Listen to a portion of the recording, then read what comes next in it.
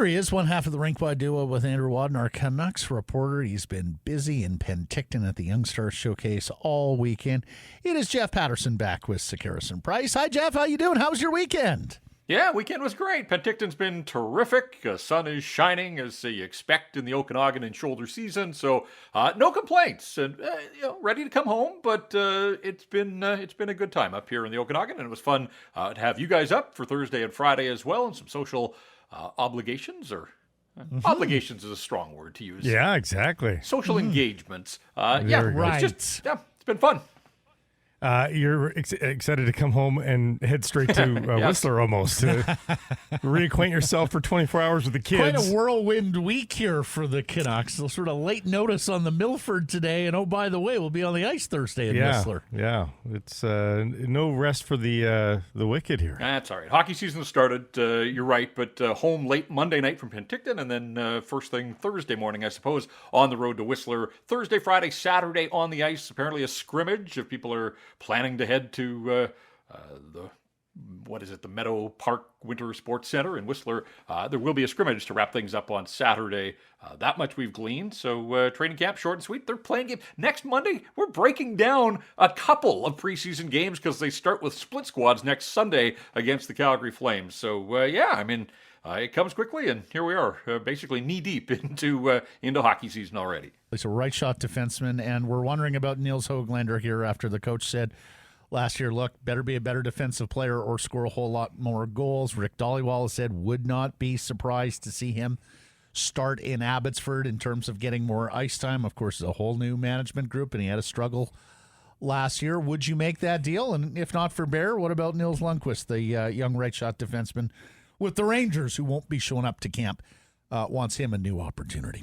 Yeah, I'm not ready to move off Nils Höglander, and I know you got to give to get in the National Hockey League, and Bear's a right-shot defenseman, and we've spent the better part of a couple of years now talking about them needing to improve their right side. But just a couple of things on Nils Höglander, and we've already discussed this, but he was really, really good in his rookie season at 20 years of age. He's a December birthday. Like, he was young that first year, and he was really good in a strange all-Canadian division, no crowds, limited travel, and he didn't really see the NHL. Look, he had a tough second go-round. Lots of guys do. It's called the sophomore slump for a reason, and through that, he still reached double digits. He's been a double-digit goal scorer in each of his first two seasons in the National Hockey League. So I was just looking at this comparatively. Höglander's played 116 NHL games already through parts of two seasons. Among second-rounders from that 2019 draft in Vancouver, Arthur Kaliev is second with 81 games. Höglander's played 116. Kaliev's next, and he's played 81. Four guys from the draft class have played more games than Nils Höglander, and the top three were the guys that went 1, 2, 3, Jack Hughes, Capo Caco, and Kirby Dach. Dylan Cousins is the other, and only four guys have scored more goals from his draft class than Höglander has. So I think it would be a mistake to give up on this guy. I want to see him, he played through some injuries clearly that needed medical attention. At the end of the year, they shut him down. I want to see what Nils Höglander can offer up for this group. Again, at the age of 21, he doesn't turn 22 until December. So I think we would all, the hockey world would say, man, like, there's Carolina, another shrewd move, landing another good sort of undervalued piece if the Canucks were to make that move. So I know that they have to address the right side, and it is going to come at a cost. They've been loath, obviously, to move draft picks, and they haven't addressed the right side yet. So maybe it's going to take a warm body. I just think at this stage it would be a mistake. I still think that there's some upside. Remember how excited the market was when they landed Höglander in the second round on the second day of that draft? I think it would be a mistake to part with him at this stage. I'd like to see him get another opportunity here. A fresh slate. Start fresh under Bruce Boudreau and see what he can do. This would be a big year for him. Yep. It would be nice to, if you could just let the year, take a sneak peek at what the players react differently under those circumstances. But I could see him, because he's a feisty little dude, I could see him rising to the occasion here this year. And I think the Canucks are hoping that's the case. I'm sure Höglander is as well. And, I just think they'd be giving up too early on him. This is a team that's trying to assemble younger pieces to build with guys like Paterson and Hughes, and Höglander fits right into that window. And unless he absolutely crushes it, he's not going to break the bank next season coming out of his entry-level deal. And I just think that right now, when they're up against it. They need those types of contracts, and they need to extract the value out of an entry-level deal. And I do think he's going to be motivated. I think he wants to prove to Bruce Boudreau that last year, hey, maybe the coach saw some things that he didn't like, that I think the Canucks would rue the day that they moved off Nils Höglander this early for a guy who, let's be honest, Ethan Bear couldn't even get into the playoffs for Carolina last year. Like, that's a big old red flag to me. Absolutely. I'm with you, Jeff. And particularly since, look, I think even if Hoaglander goes out and doesn't have a great year, someone still might give you a draft pick for him, given the draft pedigree and the youth there. So, yeah, I'm with you. Not quite yet. Let's move on to some of the players and prospects that you've been watching over the course of 2 games thus far at the Young Stars tournament. Let's hear from Jeremy Carlson, head coach of the Abbotsford Canucks, about Danila Clemovich, and then we'll come back and discuss. Here's Coach Carlson. Today took a step forward, especially I thought the second period on. Just a little harder on the puck, stronger on the puck. And when he does that, he's got a heavy shot. He's got some vision, and made a couple really nice plays to create offense for us. So, hopefully he can continue to raise his his pace with and without the puck. I think you can see the tools that are there. But I thought today was a step forward. It was a goal and assist in the second period yesterday in the win over Winnipeg. It was assist on Friday in the win over Calgary. And you do see a strong, big-bodied sort of bull in the china shop game in the offensive zone when you watch him, Jeff. Your thoughts on, if he's not the Canucks' top prospect, he's real close, and the best one there in Penticton. Yeah, and I agree with Jeremy Carlson. The first period, there wasn't a whole lot there, but Clemovich came to life in the second period. The assist on the Nielsen goal, and people have probably seen the Canucks streaming it and tweeting out clips. You know that this guy shoots the puck, and he sort of sold shot and then just slipped it across the slot, and Nielsen there for a tap-in. It really was some brilliant playmaking, and then moments later, he got the goal at the back post, and not the hardest he's going to have to work for a goal, but hey, they all count, and you put it in, and it goes down in the stat sheet. So he's got a goal and 2 assists here in Penticton, and for me, the moment in the second period, though, didn't result in a goal, but again, people have probably seen the play. Comes down the right side, cuts to the middle, drags the puck, drags the defender with him, and uses the defender as a screen and gets a pretty good shot away. And then the defender stands him up, and as the goalie covers the puck, whistle goes, and there's a little bit of a scrum between the hash marks, and he did not back down. Like, he looked like he wanted to continue on as the officials stepped in between everybody on the ice. And, I think that's important. We know that he can run hot, that at times that gets him into some trouble. I thought it was controlled aggression, though, on his part, but that was kind of him in a nutshell. He created some offense, he used the shot effectively, and then, did not shy away whatsoever from the contact. I thought on Friday, you saw some of the things that, people saw last year in Abbotsford. And again, this is a teenager, finding his way in a new country and a new league and everything else. But there were some habits that clearly were of concern to the Vancouver Canucks organization. Thought I saw a few of those. Like in the first period, he went racing down the right side, and I thought, all right, here, we're going to see this big shot of his. And he whistled it about 15 feet wide of the net. Like, put it on target, make the goalie make a save. And then on a Canuck power play, as players rotated, he wound up at the point. The Flames broke the puck out shorthanded, so he was one of the men back defensively. And as the Flames skaters sort of crisscrossed in the neutral zone, just the one-hand wave with the stick, didn't look terribly interested in playing a whole lot of defense. Flames didn't score, so it didn't matter ultimately. But I think those are some of the things that the coaching staff sees that he's going to have to be a little more attentive to. But much better performance on Sunday, so big step in the right direction for Danila Clemovich.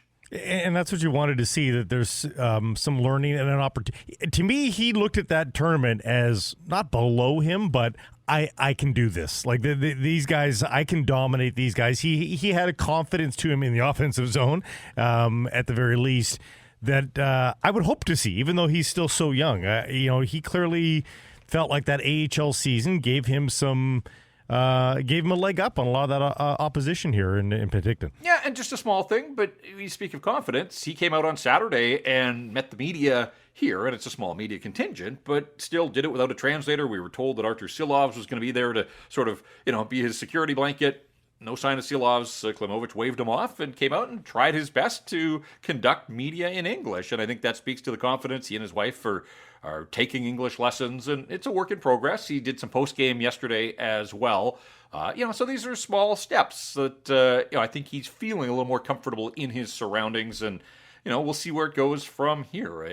This is a guy, they're going younger in Abbotsford this year. We know that. And you'd like to think with a season under his belt that he'll be a bigger part of what the Abbotsford Canucks are trying to do. Keep in mind a second year and a second head coach for him that he's got to try to put a best foot forward for. And it sounds like he's doing that. And the other day I asked Jeremy Colleton what he knows of Clemovich, because Colleton's new to all of this. He saw him out at the development camp in the summer out at UBC, but otherwise, he's still trying to get a handle on all of these bodies and put faces to names and all those types of things. And I did wonder, internally, how much had he maybe been warned about Clemovich, or how much had the reputation preceded him. And he said, look, every guy's different, but every guy's kind of getting the fresh start here, and I'm here to help guys that want to be helped. And if they want to receive the advice from the coaching staff, ultimately it's going to serve them well. They're going to play more. They'll play in all situations. So, they're just getting going here together. But I think Colleton and the organization had to be happy with what they saw on Sunday compared to Friday night. Let's talk about Linus Carlson as well, coming on over from Sweden, where he had a fantastic year last year. He looked to me like the boards were awfully close for him on Friday nights playing on the North American ice surface, but I thought he got better as the game went along, and he did dent the score sheet and then played again yesterday. Let's hear from Coach Carlson on Linus Carlson, then come back and discuss. In the second period, where he just kept coming up with it, stripping guys and created 2 or 3, 4 chances on his own. That's why he scored goals. Yes, he's a good power play player, but it's tough to just rely on that. I think if he can find a way to strip guys and create loose pucks, win little puck battles, then his scoring, he made some plays too. He's not just a scorer. So, there's going to be an adjustment here, though, as the level goes up for sure, and we'll see how he doesn't count. Jeff, your thoughts? I thought Linus Carlson was way more assertive on Sunday against Winnipeg than he was against Calgary. And I know he had a goal and an assist on Friday night, but scratch a little deeper. It was an empty netter, and it was a second assist. So, yes, he found his way onto the score sheet, as you'd hope good players would. I just thought on Sunday he had an assist on a Mark Gatcomb goal, but was involved in all areas. You heard Colleton, and I remember that shift as well. There was no quit in him, and just continued to hound Winnipeg defenders, eventually turned pucks over. And those are the things you want to see. And I agree with you that there probably was an adjustment, even though he's had some skates here on North American ice now and a practice with the group before this showcase weekend. But every time out, I just think he'll get a little more comfortable in his surroundings. They made one slight adjustment, and Nils Höglander got the bump between Carlson and Baines. And Chase Waters, who I thought had a fine game on Friday night, he dropped down and played with Clemovich. And Tristan Nielsen, who's probably been the best Canuck. And you remember last week, guys, I said not necessarily sexy names, but I expected that Nielsen and Waters would be prominent here. And I think they both have Nielsen a little bit more than Chase Waters. But, Nils Höglander, I thought he responded to that opportunity to play on what essentially is the top line. And really, you guys saw the Friday game. Yesterday was more of the same. They're really running a 2-line team. Like, you can almost put your feet up and take a little break when the other lines are out there. There isn't a whole lot. You're not expecting much. But when either of those top 2 lines is on the ice, things have been happening. And as a result, most of them have been good things. Canucks 2-0 to start young stars. So, I think Linus Carlson's looked all right. And you hope that, he can take a little confidence out of this weekend into next weekend up in Whistler. And Baines had that curiosity factor and looked good on that early night. Got the first goal and was active. How about went to the net?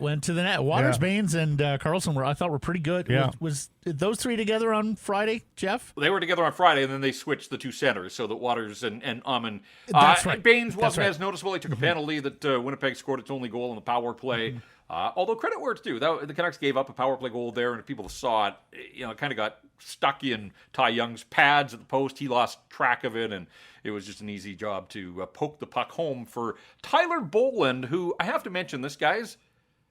Tyler Boland of the Winnipeg Jets is 26 years of age. He is the oldest player here in Penticton. Played 4 full years of U Sports hockey and spent last year between the AHL and the ECHL. So, yes, they call it Young Stars, but the Winnipeg Jets have themselves a 26-year-old on the roster. Younger than us. Where did Younger he? than us. Where did he?